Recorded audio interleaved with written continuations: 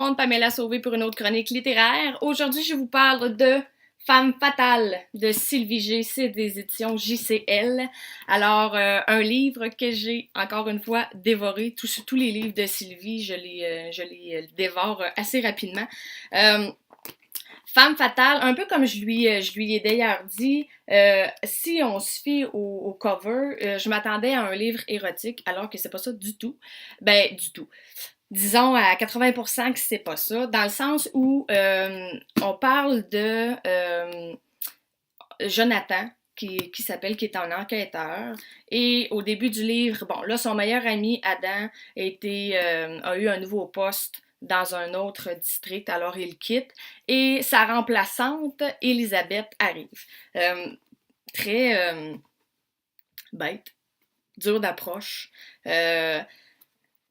On comprend là, au début, on commence à comprendre un peu là, justement son parcours puis les raisons pour lesquelles elle est comme ça. Du début, et là, on s'y reconnaît, là, un policier, entre autres, là, que j'aurais buté, euh, qui dit que, justement, il a hâte de la voir, puis que, écoute, il se donne quasiment un pari à lui-même. Supposément qu'elle a un look d'enfer, un corps de... Bon. Et quand il arrive, là, Jonathan, lui, l'enquêteur dont je vous parle, veut pas embarquer là-dedans.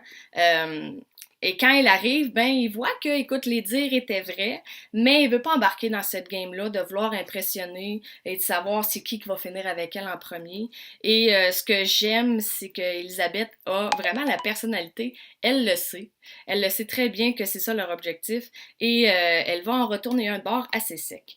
Bref, il y a deux cas principaux, que moi j'ai vu. Il y a eu d'autres choses, là, mais ils vont enquêter sur une jeune fille qui s'est faite violer. C'est difficile à lire, mais en même temps, moi je tiens tout le temps en compte que c'est quand même la réalité, hein, ça l'arrive à des gens. Et dans cette enquête-là, là, on va voir Elisabeth qui d'accorder énormément d'importance à cette enquête-là. Et une autre où on retrouve des hommes qui sont morts par balle. Et là, on voit que c'est tout le temps la même balle. Alors, on sait que c'est le même meurtrier.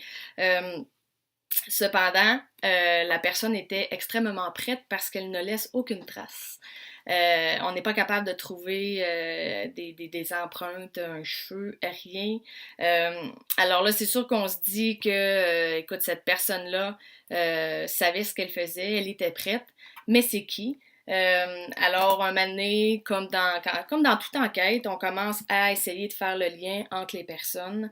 Euh, et écoutez, la direction que ça prenait, c'est pas là que je pensais que ça allait aller.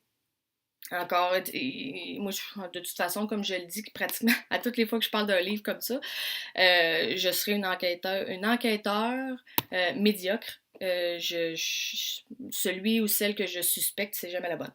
Euh, mais quand on comprend c'est qui, et là, même l'enquêteur Jonathan dit ah là, je fais des liens, ben nous aussi. Nous aussi, on commence à comprendre, ok, c'est pour ça que, tu sais, on embarque dans la peau du personnage, on s'imagine le faire avec lui, et les questionnements que lui a, ben nous, on les a en cours de lecture.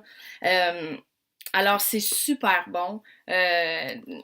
Tu sais, premièrement, on va découvrir beaucoup, tu sais, Jonathan qui essaie de se lier d'amitié et en même temps, c'est quand même sa collègue de travail, donc ils doivent collaborer avec Elisabeth de résoudre les cas qu'ils ont ensemble.